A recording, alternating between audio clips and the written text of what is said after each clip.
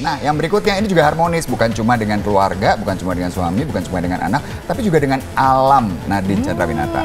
Nah, ini juga mungkin ada beberapa tips juga yang pasti sangat insightful buat para mommies and daddies gitu ya. Apalagi kalau misalnya punya anak-anak balita di rumah, itu juga suka kehabisan ide kan. Aduh, mau diajak main apa? Kasih gadget aja lah. Tapi Nadine justru di sini benar-benar membatasi anaknya bermain gadget. Terus anaknya ngapain dong kalau nggak main gadget ya? Katanya bisa chat tembok atau bisa chat itu nggak apa-apa. Yang penting tuh ini ya, ada motorik atau Montessori skillnya yang terlatih.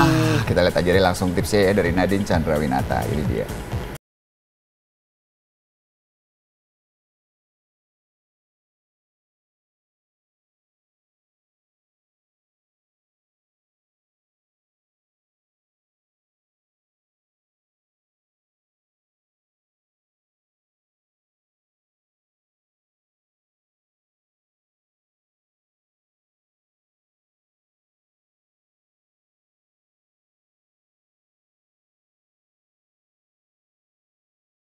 Bersih-bersih pantai itu biasa.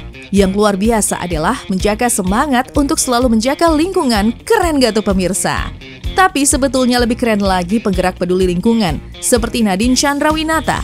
Tahu nggak, dia sampai dirikan organisasi peduli lingkungan sendiri loh. Dan kini sudah hadir di 19 daerah.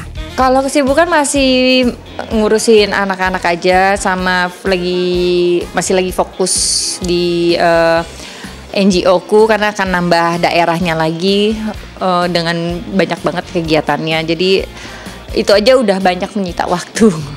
Sekarang udah 17, nambah 2 jadi 19 soldier regional. Jadi memang di sini aku mencoba untuk bikin programnya, kemudian pengaplikasiannya ke daerahnya sesuai karakternya, sesuai budayanya, dan sesuai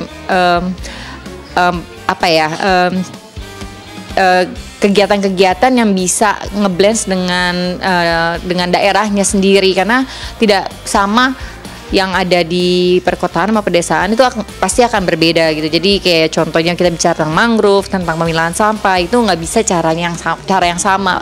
Nambah daerah, nambah tim, tapi kita selalu terbuka sama volunteer ya. Jadi kita pengen ada orang baru selalu biar bisa dapat pengalaman baru juga, dan kita pun juga dapat ide-ide atau inovasi baru. Jadi supaya tetap fresh walaupun yang disampaikan itu tujuan dan pesannya tuh selalu sama, tapi pengemasannya aja yang berbeda. Dan yes, ini adalah warisan tak ternilai yang disiapkan seorang ibu untuk kedua anaknya. Jala dan Jiwa.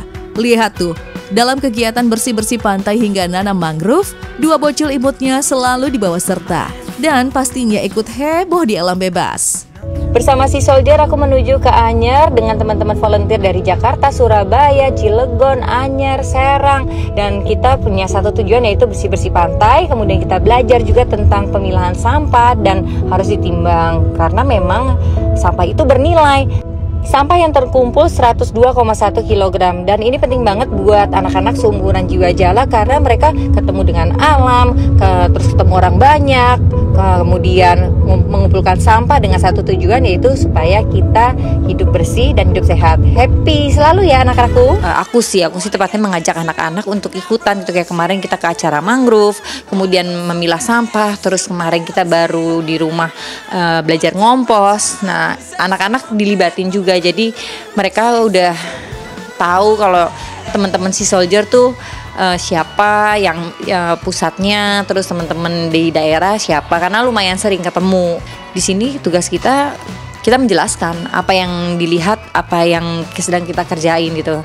Karena kan kita mencoba untuk selalu ada ilmu yang masuk lah gitu. Walaupun mungkin mereka juga cuman kayak ya begini aja, tapi kalau diulang-ulang terus-menerus, nanti mereka akan dengan sendirinya akan punya kreasi yang tinggi, dan mereka akan mungkin akan di bawah alam sadar mereka akan mereka mendapatkan kebiasaan yang baru gitu.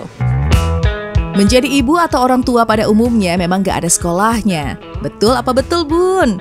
Memastikan mereka bisa bermain sepuasnya baik outdoor maupun indoor. Lucunya masih jadi bocil baru, Nadine sudah siapkan kanvas hingga kaca untuk coret-coret. Boleh juga tuh idenya, Bun.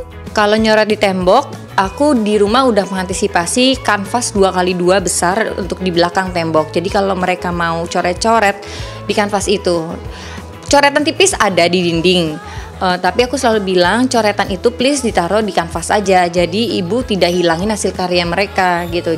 Kalau di dinding kan abis itu dia dicat lagi hilang. Kalau di kanvas bisa jadi hasil karya, terus ini nanti kanvasnya ditempel di atas gitu, dipasang semuanya gitu. Mereka tenggat mengerti. Begitu juga di rumahku banyak kan kaca, jadi aku memang udah nyediain spidol yang bisa dihapus, jadi mereka mau coret di kaca pun gak apa-apa, tapi selalu aku ingetin tidak boleh di dinding, selalu harus di kanvas atau di kaca.